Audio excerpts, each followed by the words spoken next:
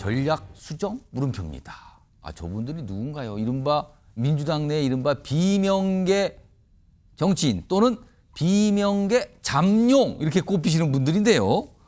전략 수정일까 이렇게 돼 있습니다. 우선 어제 이 2심 결과에 대해서 반응을 보였는데 축하 반응이에요. 축하. 환영한다는 반응. 정리해 보죠. 김부겸 전 총리 다행입니다. 당원으로서 한시름 들었다. 김경수 전 지사 2심 무죄 사필 규정입니다. 위로와 축하를 드립니다. 김동연 경기지사는 사필 규정 이렇게 비슷하죠? 그러니까 다행이다, 잘된 거다, 사필 규정이다, 제대로 간 겁니다. 약간 이런 반응을 보였는데 요거요. 김상희 평론가. 네. 저건 겉으로 이제 표명을 한 건데 그쵸. 어떤 공식적인 입장인데 이 비명계 속내는 뭘까요? 지금 어떻게 좀 머릿속에서 생각하고 있을까요? 일단 기본적으로 이게 사법부의 판단이라는 예. 것 때문에 본인들이 개인적으로 가졌던 생각은 중요하지 않잖아요, 사실은. 그래서 사법부 판단에 맞추어서 이야기를 한 것으로 보고요. 그러나 어쨌든 내부적인 생각은 앞으로 어떤 이재명 대표의 차별화 행보를 하려고 계획했던 것이 많이 예. 계획을 수정해야 되겠구나라는 쪽으로 생각이 들지 않았을까라는 혹시 생각이 만약에요. 듭니다. 2심 재판이 무죄가 아니고 굉장히 정치적으로 약간 좀 치명적인 어떤 형량이 나왔다고 했을 그렇죠. 경우에는 네. 비명계들 반응이 어떻을까요? 그랬을 경우에는 이제 민주당이 그동안 가져왔던 정치적 도의의 우위, 예. 도덕적 윤리적 기준의 우위 이런 예. 걸 들어서 이재명 대표의 어떤 결단을 좀 촉구하거나 아니면은 뭐 그런 부분에서 해서 본인들은 차별성을 좀 부각시키고 김대중 노무현 정신을 뭐 계승할 수 있는 후보는 나다라는 식의 캠페인을 할 수 있었겠죠. 만약에 이 무죄 그렇죠. 결과 아니었다면. 아니었다면. 그렇지만 어쨌든 사법부의 2심 판단입니다. 그리고 사법부의 판단은 사회적 갈등이나 논란이나 다양한 해석의 예. 기준을 마련해 주는 거거든요. 그러니까 사회적 기준이 마련이 됐기 때문에 그걸 부인하고 이재명 대표를 비난할 수는 그렇죠. 없는 상황이 된 겁니다. 상황이 그렇게 대법원에 이걸 갖다가 다른 결론으로 뒤집지 않는 한은 그렇기 때문에 대법원 판결이 나오기 전까지는 비명계 주자들 입장에서는 예. 그동안에 그 검찰이 과도한 수사도 있었고 그런 부분이 있었기 때문에 이 판결을 가지고 더 이상 이재명 대표와 차별화를 적극적으로 하기는 정치적으로 힘들어진 상황이 된 것은 분명하다. 이렇게 좀 그럼 해석할 이재명 대표와 해야 될것 향후에 같습니다. 어떤 각을 본격 세우는 이런 기회 잡기도 어렵다 이렇게 쉽지 보시면 않을 것 같습니다. 오늘 이 사안과 관련해서 민주당에 대해서 이제 많이 알고 계신 분이죠. 얘기 좀 꺼내놨습니다. 들어보시죠. 지금의 민주당은 이재명 당입니다. 예. 소위 비명계다라고 하지만 분들 이재명의 그 기세가 등등할 때는 끽소리도 못하고 있다가 예. 좀 이재명이 궁지에 몰릴 것 같다라고 하면 그때서 한두 마디 하고 하지만 예. 그거야 아주 미약한 소리들에 불과하고 지금 무죄 받았다고 해서 비명이 어떻고 이런 영향은 거의 없을 정도로 굉장히 미미합니다. 그건 이상민 위원장 같은 경우는 무죄 여부에 상관없이 워낙 미미하다 비명계가.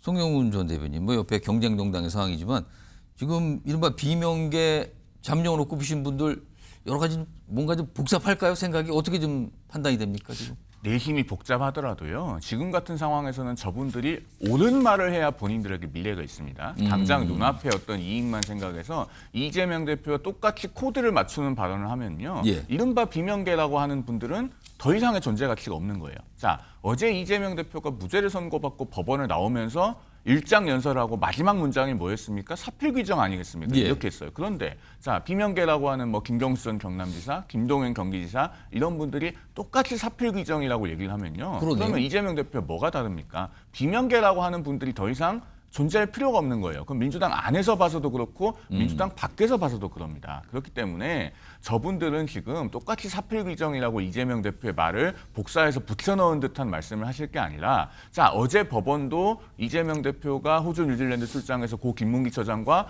골프를 친 적이 없다 이렇게 판시한 게 아닙니다. 그리고 백현동 로비스트 김인섭 씨가 그 4단계 용도 변경을 위해서 집요하게 로비했던 사실 자체를 부인한 게 아닙니다. 그렇다면은 이재명 대표가 과거에 거짓말을 했다는 사실 자체는 엄연히 남아있는 것이기 때문에 그 부분에 대해서 진실성을 정확하게 공박하고 이 판결의 의미가 무엇인가에 대해서 정확하게 밝혀줘야 됩니다. 그래야지 나중에 이재명 대표가 혹시 정치적으로 힘을 잃게 됐을 때 국민들이 저분들을 찾게 되는 것이죠. 똑같은 얘기를 하면요. 이재명 대표가 만약에 급료에 휩쓸려 내려가는 상황이 되면은 저분들도 같이 떠내려간다. 저는 그런 말씀을 드리겠습니다. 근데 말씀을 좀만 그 예. 오해를 좀 줄이기 위해서 어떤 말씀을 겁니까? 드리면 비명계를 위해서 제가 좀 말씀드리면 이런 겁니다.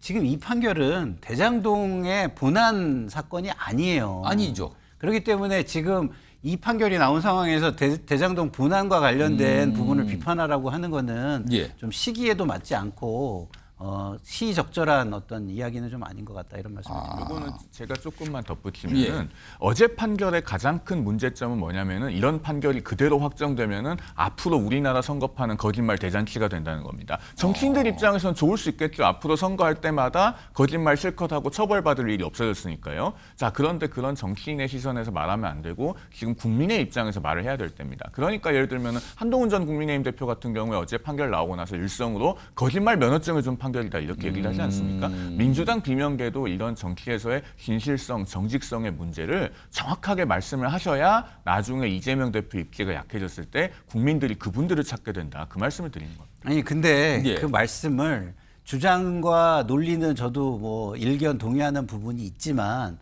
제도적인 측면에서 보면 사법부가 기준을 세운 거예요. 예. 그 대법원이 그 기준을 뒤집어주지 않는 한은 그렇게 얘기하면 제도가 무너지고 사회적 혼란이 오는 거거든요. 그래서 그런 부분도 감안을 할 수밖에 없다 이런 말씀을 드립니다. 알겠습니다.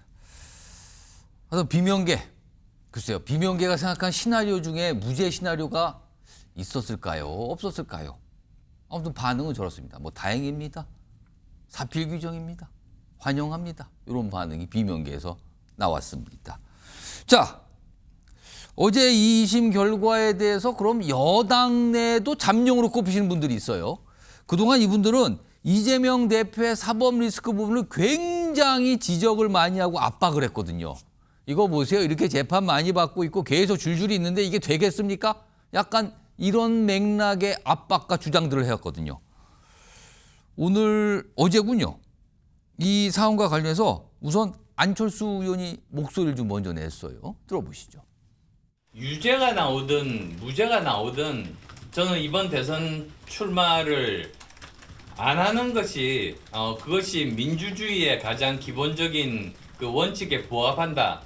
저는 이렇게 생각합니다. 12개 혐의에 5개 이 재판이 지금 진행되고 있으니까 모두 무죄를 받으면 그때 나오시면 좋겠다. 그러니까 저건 어제 결과 나오셨는데 뭐 유죄든 무죄든 안 된다 이겁니다. 그리고요 어제 결과가 나온 뒤에 또 여당의 잠룡으로 꼽히는 분들의 반응들이 있었거든요. 몇 분만 확인해 보죠. 우선 한동훈 전 대표, 방금 전에 송영훈 전 대변인이 소개해 주셨는데 이거예요. 정치인에게 주는 거짓말 면허증이다. 이렇게 되면 대법원 이거 신속히 이 판결을 신속히 바로잡아야 된다. 이런 본인의 주장과 생각을 밝혔고요. 오세훈 서울시장은 대선 주자가 거짓말했는데 죄가 아니라면 사회가 바로 설 수가 없다. 대법원이 바로 세우길 바란다. 정의를 바로 세우길. 다 대법원에 대한 어떤 기대를 좀 나타냈습니다. 대법원에서 이걸 바로 잡아야 됩니다. 이렇게 강조를 하죠. 이런 가운데 그동안 사실은 제가 앞서서 말씀드렸다시피 여권의 잠룡들은 이재명 대표에 대한 압박 이게 주요 어떤 정치적 전략 아니냐 이런 평가 받았거든요. 자, 그럼 앞으로 어떻게 되냐는 거죠. 이와 관련해서 오늘 언급하신 분이 있습니다. 들어보시죠. 그렇지는 않을 거라고 생각합니다. 결국에는 뭐 어제 재판보다 훨씬 많은 혐의들의 잘못이 있었고 그런 부분에 대해서는 충분히 여전히 공격할 수 있기 때문에 뭐 딱히 전략의 변화는 있을 거라고 생각하지는 않습니다. 송영훈 전 대변인. 그러니까 여권 잠룡들 입장에서는 사실은 말은 안 했지만 이거 조기 대선이 열릴 수가 있는데 이거 준비해야 되는데요. 약간 이런 걸로 다 판단이 됐었어요. 그리고 그 과정에는 이재명 대표가 이제 무죄가 아니고 유죄로 나오면 여러 가지 이제 민주당 상황이 어려워질 테니까 뭔가가 벌어지겠다. 이런 시나리오들을 그리고 있었다라고 평가받았거든요. 근데 지금 약간 뭔가 차질이 빚은 건데 앞으로 전략이 달라지는 겁니까? 일단 현재까지는 고등법원이 이재명 대표에 대해서 무죄 판결을 선고한 상태고 그게 예. 상고심에 가서 뒤집어질지 않을지는 시간이 조금 필요하죠. 그렇다면은 이재명 대표의 사법 리스크를 고려해서 후보 자격을 박탈당할 수도 있다라는 식의 프레임. 이거는 이제 당분간은 뒤로 물러세우는 게 맞다고 보여집니다. 그러나 사실 이 판결의 논리에 대해서 국민들 중에 상당수는 쉽사리 납득하지 못하고 계세요. 즉, 힘 있는 사람이기 때문에 우리 대법원이 그동안에 판결해왔던 법리도 이 원내 제1당 대표이자 대선 주자라고 평가받는 이재명 대표 앞에서는 멈춰선 것이 아니냐 지금 이렇게들 보고 계시거든요. 예. 그러면은 과연 법 앞에 평등이라고 하는 것이 이재명 대표라고 하는 유력자 앞에서 지켜졌는가? 그 부분 하나. 그리고 계속 제가 반복해서 말씀드리고 있습니다만은 이재명 대표가 거짓말을 하지 않았다는 것은 아니기 때문에 그 진실성 부분, 우리가 이른바 인티그리티라고 그러죠. 그 진실성에 대해서 공격하는 부분이 여전히 유효하다라고 생각합니다. 지금 뭐 어제 그 판결 선고 받고 나서 그 TK 산불 현장에 간다고 하지 않았습니까? 그런데 그 현장에 가서 이재명 대표가 무슨 약속을 한들 이미 이렇게 진실하지 않은 말들을 수없이 반복해온 이재명 대표의 말이 과연 어떤 신뢰값을 가질 수 있겠습니까? 그런 부분들에 대해서 국민들이 느끼고 계시는 정서와 코드를 맞춰가는 부분은 여전히 유효하다. 저는 그렇게 생각합니다. 지금 이재명 대표 재판이 아까 안철수 의원이 영상 속에 설명했죠. 5개 정도 되거든요. 정리 좀 해보죠. 일단 이 사건은 많아요. 근데 이게 합해진 것도 있기 때문에 저기 보면 선거법 위반 지금 2심까지 나왔죠. 그다음에 유진교사 2심 진행 중. 그다음에 대장동, 백현동 뭐 이런 거 다 합한 거 1심 진행 중. 대북송금 관련된 거 1심 진행 중. 법인카드 1심 진행 중. 이렇게 돼요. 김상일 평론가. 그러니까 사법 리스크는 여전한 거 아니냐 이런 또 시각도 분명하거든요 지금요. 그렇게 보기는 정치적으로는 저는 어렵다고 봅니다. 그래요? 왜냐하면 기존에 저것들이 진행되는 과정에서도 예. 검찰의 수사가 공정했느냐라는 논란이 되게 많았어요. 그래서 그것이 팽팽하게 있는 상황에서 법원에서 검찰 수사가 잘못됐다는 듯한 예. 결론이 나왔습니다. 그러니까 어제 나온 2심. 그렇죠. 그러면은 검찰 수사에 대한 불신, 검찰에 대한 불신은 저는 더 커질 수밖에 없는 상황이 왔다고 생각하거든요. 그래서 국민의힘이 현명하다면 저는 이재명 대표 사법 리스크를 공략하는 거는 효과적이지 못하다라고 생각하는 게 맞아요. 결정적인 무슨 이벤트가 발생하지 않는 한. 그럼 어디로 가야 되냐? 제가 볼 때는 중도 공략 전략으로 가야 되는 거예요. 예. 다시 말해서 국민 공감 능력이 좀 더 있다라는 걸 보여주든지 아니면은 정책이나 행정의 전문성에서 우위가 있다는 걸 보여주든지 예. 아니면 다음 정권이 민주당으로 넘어갔을 때 권력 집중이 너무 커지고 견제와 균형이 예. 붕괴될 수 있다라는 어떤 부분을 지적한다든지 이런 식의 전략을 써야지 이재명 대표의 사법 리스크에 집중을 하면 예. 검찰 불신이라는 부분을 오히려 더 부각시킬 수도 있다 이런 생각이 듭니다. 그 부분에 대해서는 국민의힘 같은 경우에 예를 들어서 한동훈 전 대표는 예. 이재명 대표에게 가장 나쁜 사람이라고 이야기하지 않고 있습니다. 오히려 언론 인터뷰에서 이재명 대표에게 나쁜 사람이라고 이야기하지 않겠다. 대신에 가장 위험한 사람이다라고 하는 표현을 쓰고 있죠. 그게 방금 이제 김상일 평론가께서 말씀하신 권력의 집중과 관련된 부분입니다. 자, 이재명 대표가 뭐 대북송금 대장동, 백현동, 예. 성남FC 등등 재판이 아직도 줄줄이 남아있죠. 그런데 민주당은 입법 권력을 사유화해서 지방자치단체는 제3자 뇌물죄 적용도 안 받고 또 지방자치단체가 남북교류협력법을 고쳐서 중앙정부 승인 안 받고도 대북 사업할 수 있도록 하는 그런 법안들을 지금 발의해놓고 있습니다. 자, 입법 권력 하나만 갖고도 그런데 행정, 그다음에 대법원, 헌재까지 장악하면 어떻게 되겠느냐라는 그런 권력의 집중을 이야기하고 있는 것이죠. 아마 국민의힘의 다른 잠재적인 주자들도 예. 이런 부분은 좀 참고할 필요가 있지 않을까 하는 개인적인 생각이 있습니다. 알겠습니다. 어제 있었던 이 2심 판결 결과 그 이후에 여러 반응까지 소개해드렸고요. 지금 속보가 좀 들어왔다고 하는데요. 확인해 보죠. 자, 산불 피해 경북 의성에 천둥 소리가 섞인 굵은 빗방울. 비가 오는 게 이렇게 반가울 때가 있을까요? 지금 의성 지역 굉장히 심각하죠, 산불이요. 그런데 굵은 빗방울이 떨어지기 시작했답니다. 지금 이 시각이요.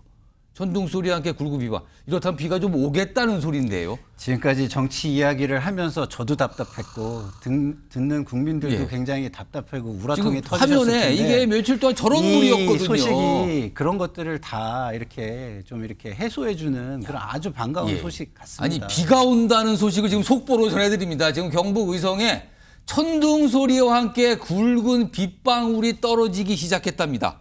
원래 5mm 정도밖에 예보가 안 됐는데 굵은 빗방울 좀 많이 좀 왔으면 좋겠습니다. 제발 좀 많이 왔으면 좋겠습니다. 속보로 전해드린다. 다시 한번 알려드리죠. 자, 산불 피해 지금 많이 나고 있습니다. 경북 의성에 천둥 소리가 섞인 굵은 빗방울이 떨어지기 시작했다는 속보가 지금 아주 반가운 속보가 지금 들어왔습니다. 자, 소식 더 기다려 보겠습니다.